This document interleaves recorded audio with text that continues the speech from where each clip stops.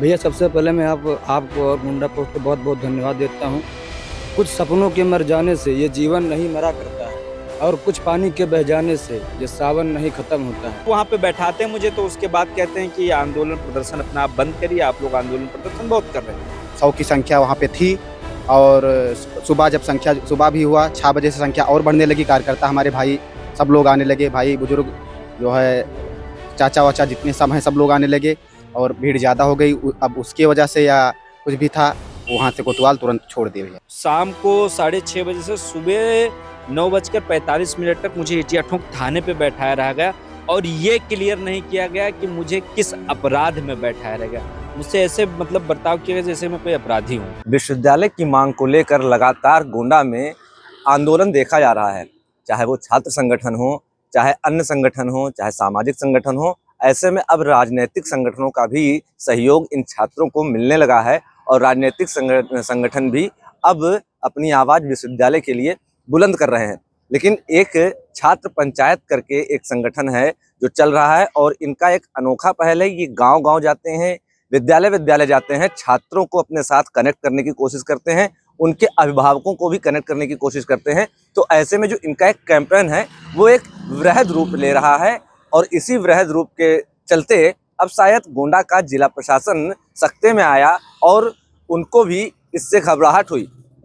वही छात्र पंचायत के जो नेता हैं शिवम पांडे हमारे साथ यहाँ पर मौजूद हैं। उनको पुलिस ने हिरासत में लिया, पूरी रात रखी थी। क्या था पूरा प्रकरण, क्यों हिरासत में लिया, क्या हुआ और किस तरह उनको छोड़ा गया, सीधे उन्हीं से जानने की कोशिश करेंगे। वैसे हुआ क्या था? कल जैसे कि प्रतिदिन की तरह हम लोग कार्यक्रम करते हैं, गांव-गांव जाते हैं।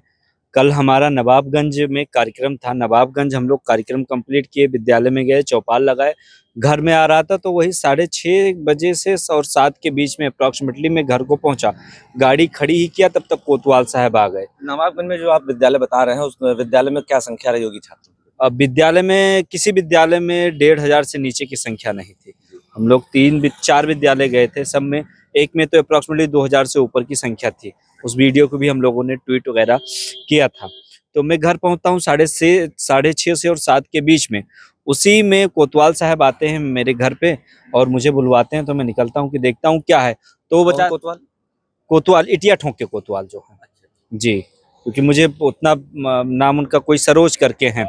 आते हैं तो वो कहते हैं कि आपने अपनी गाड़ी से एक्सीडेंट किया है जिला अस्पताल गोंडा के पास, तो आपको चलना पड़ेगा। तो मैं कहता हूँ मैं नवाबगंज था, कैसे एक्सीडेंट हो सकता है, मैं ऐसे कैसे हो सकता है, गाड़ी तो मैं स्वयं चला रहा था।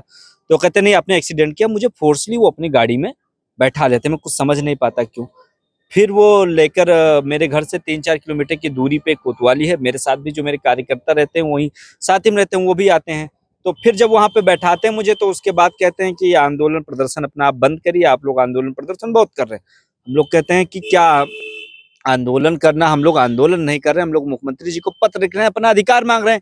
यूनिवर्सिटी मुझे लगता है पढ़ने का अधिकार भारत के प्रत्येक नागरिक को, इसी को लेकर हम लोग कार्यक्रम कर रहे हैं। धीरे धीरे 9 बज जाते हैं। 9 बजे वो ये मुझसे बताते हैं कि आप लोग कल बनारस जाने वाले थे, उसमें माननीय प्रधानमंत्री जी और कार्यक्रम था, कोई कार्यक्रम बताते हैं, वहां आप लोग जाने वाले थे विरोध करने। तो मैं कहता हूँ कि अगर पहली बात हम लोग जाने वाले नहीं थे, चलिए उनके पास कहते हैं हमारे पास कोई इनपुट वगैरह था, तो कहते हैं कि आप लोग तो अगर हम लोग कहीं जाने वाले भी थे तो मुझे लगता है हाउस अरेस्ट करना चाहिए, एक बार पूछना चाहिए कि क्या आप लोग जाने वाले हैं, ऐसा कुछ पूछना चाहिए डायरेक्ट घर से बैठा के। और सुबह शाम को 6:30 बजे से सुबह 9:45 तक मुझे इटिया ठोक थाने पे बैठाया रहा गया और ये क्लियर नहीं किया गया कि मुझे किस अपराध में बैठाया रह गया। मुझसे ऐसे मतलब बर्ताव किया गया जैसे मैं कोई अपराधी हूँ। मतलब कोई रीजन तो आंदोलन बंद करना, जैसे आप बता रहे हैं कि उन्होंने कहा कि आंदोलन बंद करना या आप आंदोलन बहुत कर रहे हैं, तो इसके लिए आपने उनसे पूछा नहीं कि हम आंदोलन क्यों बंद कर दें? आपसे किसने कहा कि हम आंदोलन बंद कर दें? नहीं, हम उनसे पूछ रहे थे, बट गोल-मोल जवाब नहीं, तुम बनारस जाने वाले हो, तुम आंदोलन कर रहे हो, ये है, वो है, तुम्हें बैठना पड़ेगा ये।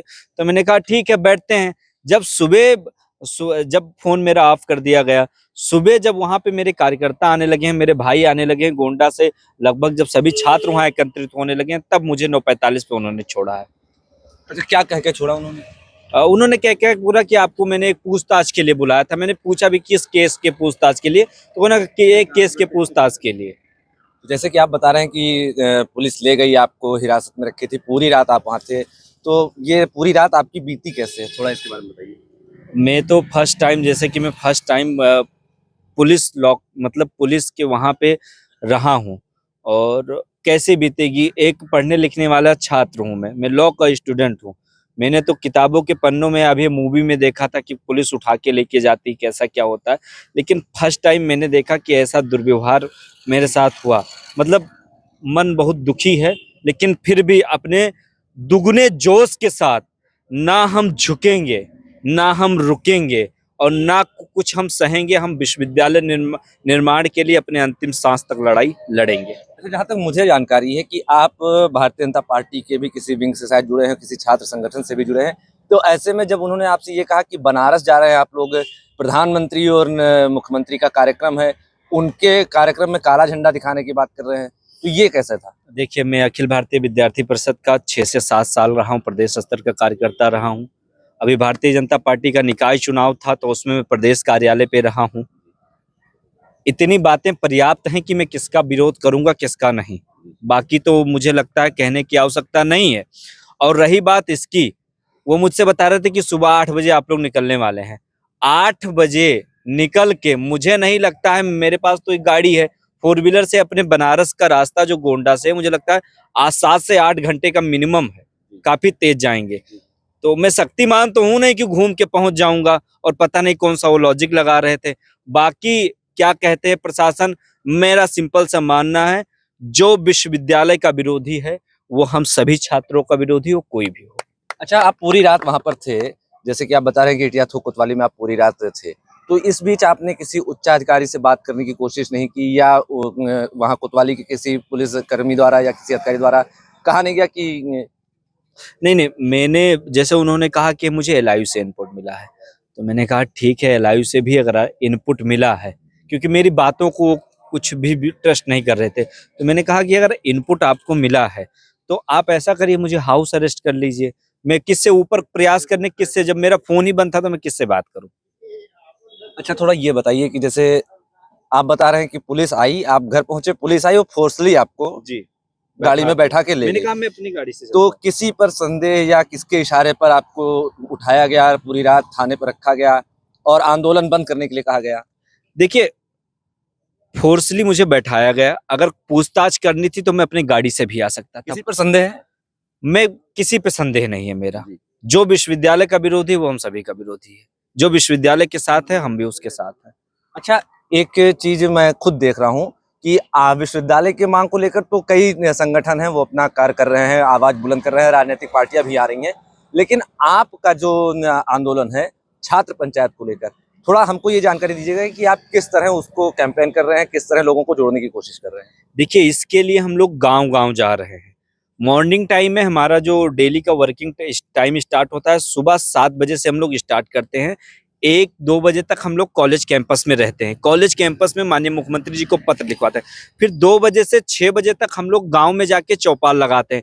गाँव में हम लोग किसानों को इंक्लूड करते हैं, जो पेरेंट्स होते हैं, जो ठेला लगाने वाले होते हैं, मतलब निचले तबके के लोगों को भी इंक्लूड करते हैं कि वो जाने कि उनके बच्चे यहाँ पढ़ सकते हैं, यूनिवर्सिटी खुलने से क्या फ़ायदा है। हमारा प्रयास है गोंडे के सभी वर्गों को जोड़ के हम लोग उनको यूनिवर्सिटी के बारे में फ़ायदा बताते हैं, और उन्हीं से माननीय मुख्यमंत्री जी को पत्र लिखवाते हैं, और अप्रॉक्सीमेटली 30,000 पत्र हमारे लिख के भेजे भी जा चुके हैं। लगभग 30,000 पत्र आपने लिखकर मुख्यमंत्री को भिजवा दिया है। आपका आंदोलन भी चल रहा है, पुलिस आपको पूरी रात बैठाई भी थी, तो अब ऐसे में क्या माना है कि मनोबल टूटेगा या क्या रहेगा? देखिए, हम सब युवा हैं, और मुझे जहां तक वी आर द फॉलोइंग, आप मतलब आप मान के चलिए, भगत सिंह ने 23 साल की उम्र फांसी को फंदे को चूम लिया था। हमें एक दिन क्या, हम लोग 10 दिन भी बैठने को तैयार हैं। मैं कहता हूं कि अगर मुझे फांसी देने से विश्वविद्यालय निर्माण होता है, तो नो डाउट कल गोंडा के किसी चौराहे फांसी दे दे, मैं उसको भी स्वीकार करने के लिए तैयार हूँ। इनके कुछ लोग भी यहाँ साथ में खड़े हैं, उनसे भी जानने की कोशिश करेंगे कि जब ये पूरी रात हवालात में थाने में बैठाए थे, तो उसके बाद यहाँ के जो इनके साथी थे वो किस तरह वहाँ पर थे, या वहाँ पर क्या माहौल था भैया? जी, रात में हमारी 150 लोगों की भीड़ थी। और जैसे ही रात बीतती चली जाती है, जैसे दिन होता चला जा रहा था, हमारी संख्या कार्यकर्ता हमारे आ रहे थे दूर दूर से, जहाँ जहाँ हम लोग कैंपेन करते हैं, जहाँ जहाँ आ रहे थे हमारे लोग। और जैसे 250-300 की संख्या हो गई है तो वैसे ही अपने आप छोड़ दिया है कोतवाल साहब ने। अब जो भैया से अंदर बात हुई है। आप भी मौके पर थे भैया? जी बिल्कुल, मैं रात में वहाँ क्या था। माहौल? जी माहौल था कि जो है हम लोग जब साथ में गए वहाँ पे, काफ़ी रात जो है हम लोग पूरी रात वहाँ पे बैठे रहे और 100 की संख्या वहाँ पे थी। और सुबह जब संख्या सुबह भी हुआ 6 बजे से संख्या और बढ़ने लगी। कार्यकर्ता हमारे भाई सब लोग आने लगे, भाई बुजुर्ग जो है चाचा वाचा जितने सब हैं सब लोग आने लगे और भीड़ ज़्यादा हो गई। अब उसकी वजह से या कुछ भी था, वहाँ से कोतवाल तुरंत छोड़ दिए भैया। पूरी रात आप लोगों ने कुछ किसी से जानने का प्रयास किया, किसी वहाँ से पुलिसकर्मी से या जिले स्तर पर किसी से जानने का प्रयास किया कि आखिर इस तरह का बर्ताव क्यों किया गया, पूरी रात इनको थाने में बैठाया रहा गया? भैया सबसे पहले मैं आपको और गुंडा पोस्ट को बहुत बहुत धन्यवाद देता हूँ। कुछ सपनों के मर जाने से ये जीवन नहीं मरा करता है, और कुछ पानी के बह जाने से ये सावन नहीं खत्म होता है। हम भैया के साथ 7 बजे तक थे गांधी पार्क में। कल शैलेंद्र मिश्रा का एक कार्यक्रम था, वहाँ 6:30 बजे के बाद निकला गया। भैया से कहा भाई हम जा रहे हैं घर। हाँ कहे भैया जाओ। हमें फिर गोंडा 1 घंटे लगभग रुके। हमें 9 बजे पता चला कि भैया को घर पहुंचने के बाद तुरंत कोतवाल साहब आके उठा ले गए। मैं तुरंत, मेरे पास मोटरसाइकिल नहीं थी, दूसरे आलोक भैया को पूरी फोन रात किया। आप लोगों ने कुछ जानने का प्रयास किया किसी पुलिसकर्मी से या उच्चाधिकारी से? वहाँ पे भैया केवल तानाशाही थी। हम लोगों को बाहर किया जा रहा था, यहाँ से हटो, नहीं तुमको भी अंदर कर दिया जाएगा। यही सब मामला चल रहा था। पूरा वहाँ फोर्स पूरा तैनात थी। जी भैया। तो ये छात्र संगठन के लोग थे जिनका विश्वविद्यालय को लेकर लगातार कैंपेन चल रहा है। ये गांव-गांव जा रहे हैं, किसानों, छात्रों सभी को जोड़ने का प्रयास कर रहे हैं। ऐसे में पूरी रात बिना किसी कारण बताए छात्र नेता शिवम पांडे को इटिया थोक थाने पर पूरी रात बैठाया जाता है। ये साफ दर्शाता है कि विश्वविद्यालय की जो मांग है अब वो बहुत ऊपर जा चुकी है।